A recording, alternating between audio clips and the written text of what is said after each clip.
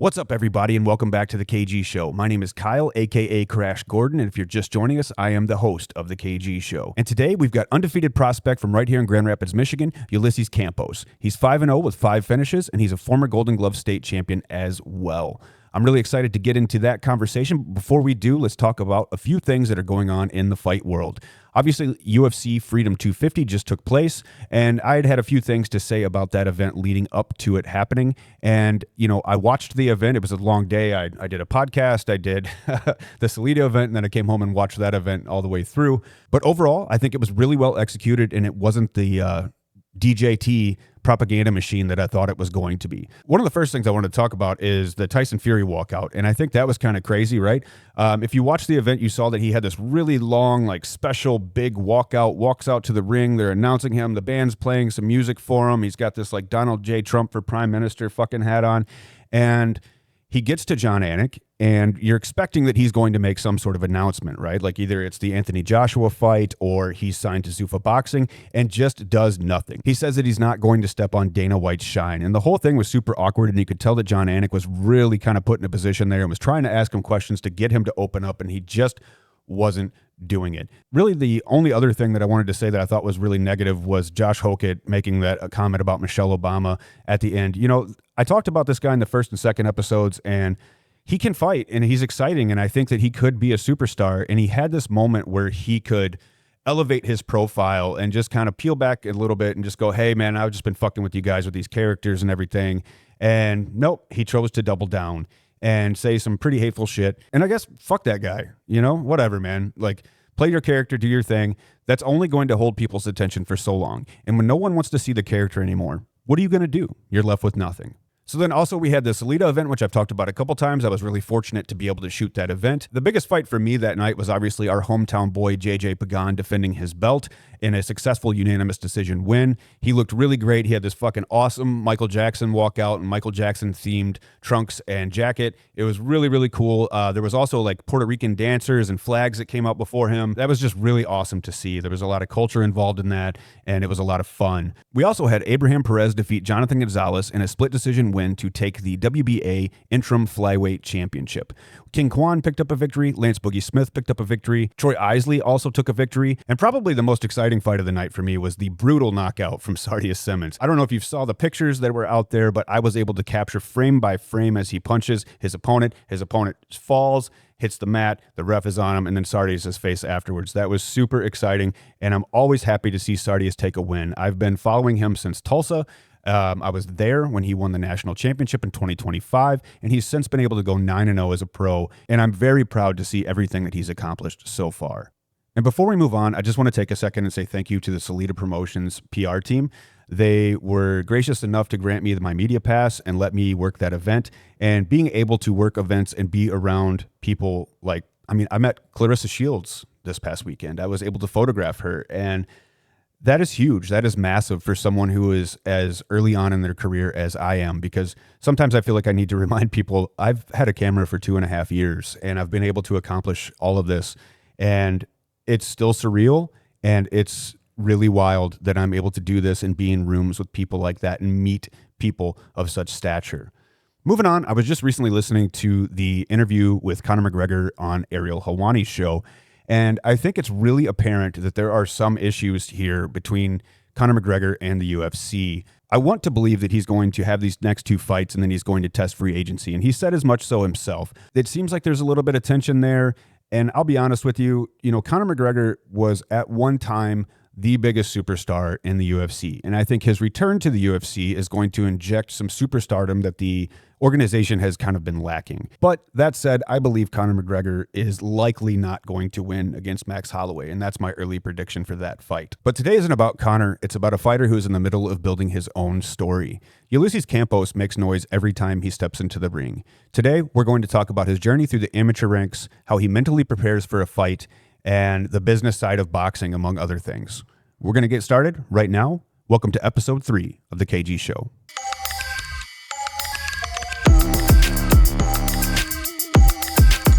All right, we got Ulysses Campos here for episode 3 of The KG Show.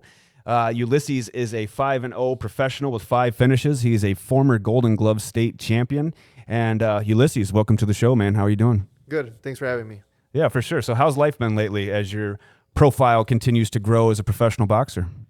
It's been pretty crazy actually. It's not something that I'm used to. I've always been used to staying on the low, just doing my own thing, just staying under the radar. And now I'm, trying to get more attention, which is good. Trying to get more of an audience, and so it's been a little nerve-wracking getting, recognized everywhere, getting asked for pictures and stuff like that.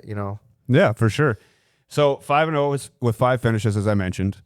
Did you envision that kind of start to your career? No, not at all. I didn't know what I had in me. I didn't know what the professional game was going to be like. With uniforms, the game, the gloves, training and everything. It was just going to be a whole new start for my career. It's totally different from the amateurs. And right off the bat, right when that first fight that I had, I really liked it. I felt real comfortable. And after that, at that point, I knew everything that I had been training for up to that point was going to be worth it. For sure. What do you think the biggest adjustment has been coming from amateurs to being a professional? Probably just timing, speed, power. Definitely, I think would be more of a punch output, in training and just making each shot count. I wanted to talk a little bit about Golden Gloves because that's actually where we met. So I met you, I think it was 2023 when I had just picked up a camera. I started working and it was at like the 3 Mile Show place or something was the year that they did that. But I think that was the year that you won a state championship, right? So what does winning the Golden Gloves state championship like mean to you? And what does that mean to you now looking back? Growing up, in the gym, knowing that a lot of the guys spend a lot of their careers, trying to win that specific tournament. It's a real prestigious tournament. The champion of champions. Winning the Golden Gloves actually means something. It's real. It's a real one of the oldest tournaments. Something that a lot of people looked forward to in that particular part of the year. Whenever it started, April, May, and growing up, seeing all these guys going to that tournament and fighting, every weekend for, that month and a half and going to the fights and them fight every single weekend and, winning and making it all the way to the end. And then not only that, but making it to nationals, I wanted to be like them. So training for that, getting ready for that, winning it just means a lot. Is there a lot of pressure going into like a Golden Gloves, tournament as opposed to like a professional bout? A little bit. I think, it's just more of a mind thing. Like I said, like it's not just one fight. You got to fight, you got to win 5 fights just to be the champion, so there's a lot of pressure. You got to stay focused, versus, training 5, 6, 7, 8 weeks on a training camp for one fight for 4, 6, 8 rounds, whatever it may be. Not only are you worried about that one fight, but then you also got to, watch who your possible opponent could be for the next week, so there's a lot of pressure, not only that, but depending on where you're at, you may know the person from a different gym or the other side of the state, it's just different. Are there any lessons from Golden Gloves that still show up like in your camp today, like when you're getting ready for a fight? Yeah, there's a lot of coaches that still give me the same advice that they've been giving me for years. It never goes away. You're always being a sponge, soaking up everything that you can. You don't want to be that Mr. Know-it-all or anything, especially, in the professional game. You don't want to be, oh yeah, I'm a pro now and, I can do whatever I want. No, you're still learning, so there's a lot of things that a lot of the older coaches keep reminding me about. It's all about the little things, definitely. What is one of those little things that you're reminded about a lot? Moving my head. Really? Yeah. Sometimes you get a little too confident in my own skills, saying that, I can take a punch, but you definitely don't want to take that punch. It's one thing that, especially leveling up, is each fight gets harder and harder, so you can't take these little ones for granted. And nevertheless, so I remember my coach telling me, hey, like, you never know what could change in one of these fights. The size of the gloves matter now in the professionals. So, one wrong punch, one wrong slip, and boom, you're done for, So it really does matter protecting yourself at all times at that point, making sure that you don't take any unnecessary punishment. For sure. I kind of wanted to get into like the mental side of fighting a little bit and discuss that with you a little bit.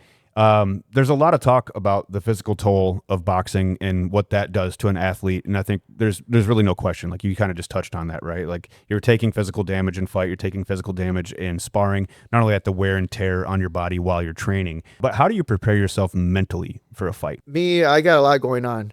I go to work, go to the gym. I go take care of the kids, whatever it may be. So I have a lot going on in my life. At one point, even as I was getting ready for my pro debut, before my pro debut, I was coaching JV soccer.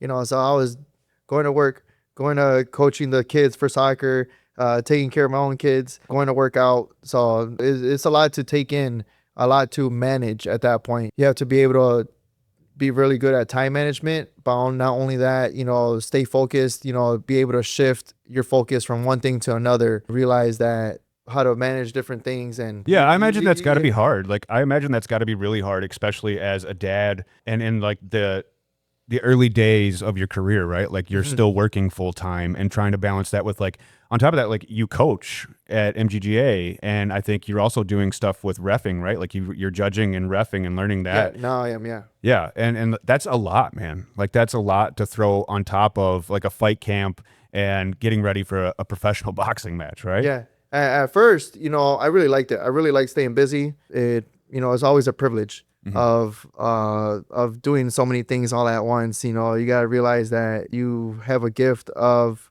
being able to touch so many lives and, do so many things and stay busy. I always liked it. I always used to tell everybody, it's what keeps me sane is staying busy, staying from one thing to another, and to the point where you can't manage everything and you start stressing about everything else, stressing about my weight, stressing about, training, about, switching on and off between things. So it definitely starts to take a toll after a while.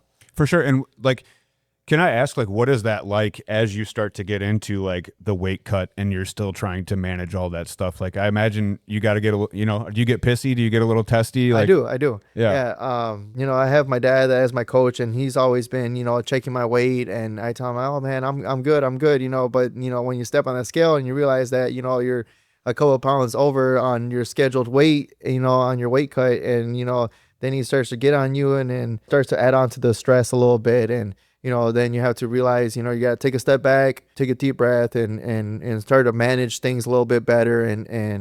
So it does get a little frustrating at times, but, it's just a part of the game that you got to get used to and start to manage. I remember my third fight, I did a terrible weight cut strategy. And, I felt weak for that fight. But then after that, on my fourth fight, I changed up the strategy and it really helped a lot. And ever since then, like you start to pick up different things, different strategies that work and don't work for you. That's part of the game. For sure. Yeah, definitely. I could see that for sure. Having to make those adjustments early, Yeah. and that's kind of like the same thing with this podcast. Like I think I told you before we started, like there's adjustments I've already made before you sat down, and there will probably be many adjustments I've made after you leave here, and it's probably similar with the things that you're doing in camp. So going into a fight, do you ever like visualize the fight beforehand, like how it's going to play out or anything like that? I used to all the time. Really? Yeah, I used to sit down and kind of meditate and imagine like, oh man, what if I hit him with this that I've been working on? Oh, what I've been doing this, it always got to me a little bit, but imagining how things used to go or how things would go. And I don't do that anymore. Things like that I used to think about, I don't think about anymore. As soon as I get in the ring, I clear my head even before I get in the ring, when I'm getting my hands wrapped, just with a clear mind. I just know that, like I told you before, the most important thing is just protecting myself. Yeah, you mentioned that you like go into the ring with a clear mind. Is there anything that's going through your head like in the seconds before the bell rings? Like, is there anything that you're thinking about, or like kind of how are you feeling right before it's time to fight? As soon as I go in the ring, walking up those steps, everything just vanishes. All the weight off my shoulders, it just, everything's gone. I just know that at that point, it's just me, and just me versus the other guy on the other side of the ring. I can only do as so much as I can, as I've been training, so win or lose, like it was on me, so at that point, you just got to be confident in myself, my skills. One of the rituals that I have going into the ring is I turn around, look at my dad, give him a hug, and if there's any other coaches in there on the ring, give them a hug too, because you just never know what's gonna happen. How important is it to you to having your dad in your corner? It's pretty important. Yeah. He's seen me from when I first started. We don't really train a lot together. He spends a lot of time with other fighters too. Mike and Michael is one of them, the twins. He spends a lot of time with other people. He just went out to nationals and was one of the coaches out there. So he spends a lot of time with other fighters, not necessarily he spends a lot of time, with just me, but I know that we have a connection that, as soon as he sees me in the ring and as soon as he sees what I should be doing or what I could be doing, we have certain play calls. And I listen to it, either whether it's my dad or whether it's somebody else, I always listen because I know that there's other eyes outside of the ring that see different things, and this was just one of those things that I have to trust in him. Even though he'll make a certain play call and I do it and then I get hit, I kind of just give him a little look like, really? But in the end, it's all about trust, and just doing as you're told and trusting whoever's in your corner, Can you hear him in your corner, like when you're in the ring? For the most part, yeah. Yeah. I want to say sparring, I can hear him. In the fights, I think there's only been one time where I couldn't hear him. Yeah. But for the most part, I recognize his voice. I try to, pinpoint his voice. So, yeah. Fighters talk about fight IQ all the time, and I think that's obviously a big part of the sport.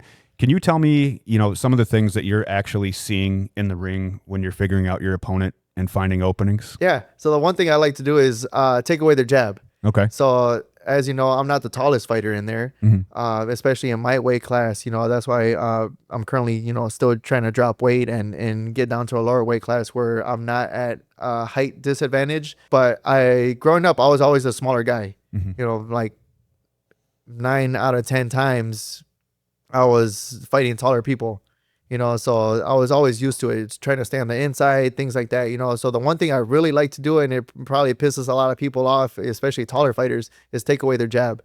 They start, getting that jab out there. The first thing I do is just pick it away, or, a slip. And then they, it makes them, especially after the first round, it makes them realize like, man, like I can't use my jab, and then they have to resort to something else. And then as soon as I start taking away their jab, that's how I start getting on the inside, and it really pisses them off. Yeah, that's got to be super frustrating because some fighters build their whole style around establishing that jab. I've noticed that in Golden Gloves that one of the matches that comes to mind actually is Siderio versus Steven. Siderio is always on the jab, right? Like he's very good at that, just flicking it out there, keeping it out there, keeping it in your face. And Steven kept that pressure on him the whole time, and it kind of shut down that jab. And that was like a super effective way to deal with that. And I mean, I can't even imagine like how frustrating that must be if like your whole game plan is to keep that jab in somebody's face. Yeah. And it's just not working. Like, how do you adjust? Yeah. You have to have a plan A and then a plan B after that. I think that as soon as you know that that guy's getting in on the inside, he's got to start throwing different punches. You got to start moving a different way. Try to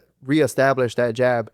But it is frustrating. I know what you mean, having a pressure fighter like that doesn't stop coming forward. And it doesn't seem like, your jab's not doing anything to keep them away. Yeah. Yeah, definitely. So one of the things I wanted to get into today is just, I wanted to see if you had any opinions on like the business of boxing. Does the business or politics side of boxing affect you at all when you're trying to get ready for a fight?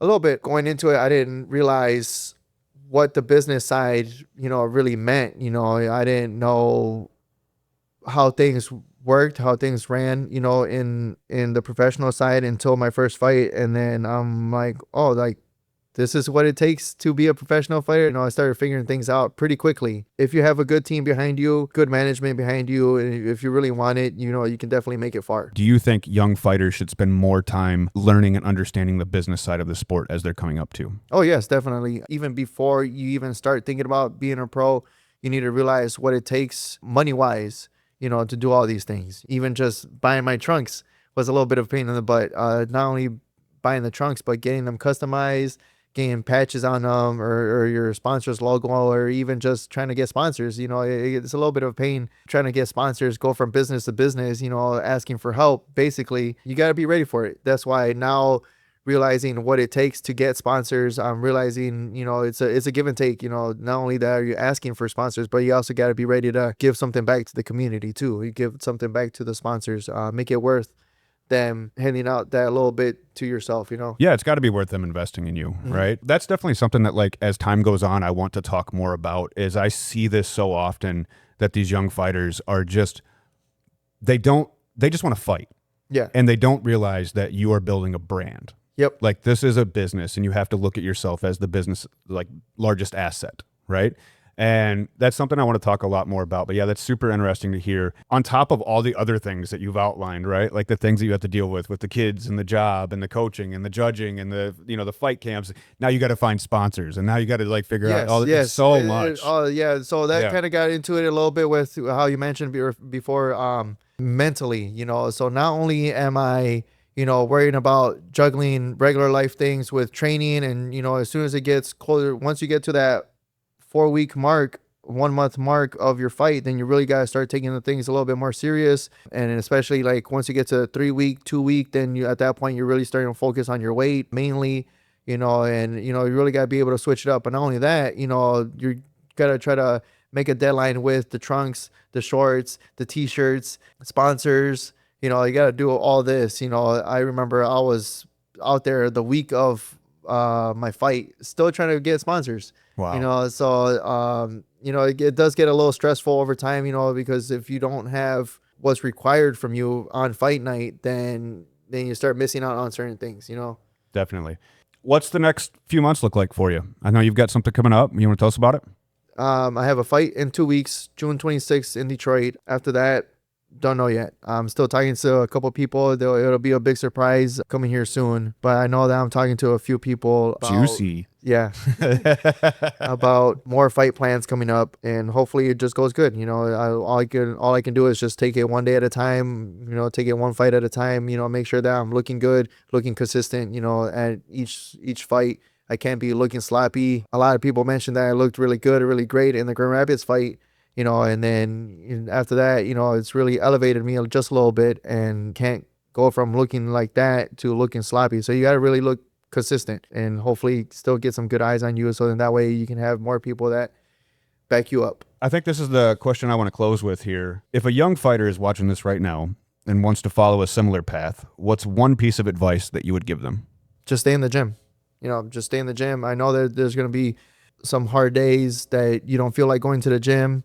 There's other fun things to do besides being in the gym, but the one thing that's going to get you through it is being in the gym, being consistent. That's one thing that I just talked about, is the one thing that is going to get you anywhere is being consistent, whether it's with training, your fights, the lifestyle, anything. It's all about staying disciplined, staying consistent with everything. I mentioned it to several guys in the boxing gym down at MGGA, where I tell them in the summer, it's a beautiful day out. I know you guys rather be out there, watching a movie, going to a concert at the new amphitheater, whatever it may be, going out to dinner with your girlfriend, going on a date, whatever. I know that you guys got plenty of other things to do than stay in this sweaty, stinky gym, but we got fights coming up, and you guys got to stay consistent, and I keep telling them, like, you got to stay disciplined. You got to be in here every single day. Right on, man. Well, that was 25 minutes. That went fast, didn't it? Yeah. Well, hey, thank you for coming in. Thank you for being a part of the show, especially early on. It's been really awesome watching your career grow, and I'm looking forward to seeing what's next for you, man. Yep. Thank you. Appreciate it. Yep. See ya. So yeah, that was it. This was episode 3 of the KG Show, and a big thank you to Ulysses Campos for coming in studio right here in town to visit with me. Make sure you're following Ulysses and keeping an eye on his career, because I'm pretty sure we're going to be hearing a lot more from him as time goes on. If you enjoyed this episode, do me a favor, hit that like button, hit that subscribe button, leave a review, whether you're on YouTube or Spotify, share this with a friend, because I really need your support as I continue to grow this show. And if you have some people that you'd like to see on the show, make sure you leave a comment and let me know who you'd like to see next. So that's it. Until next time, this is the KG Show. Thanks.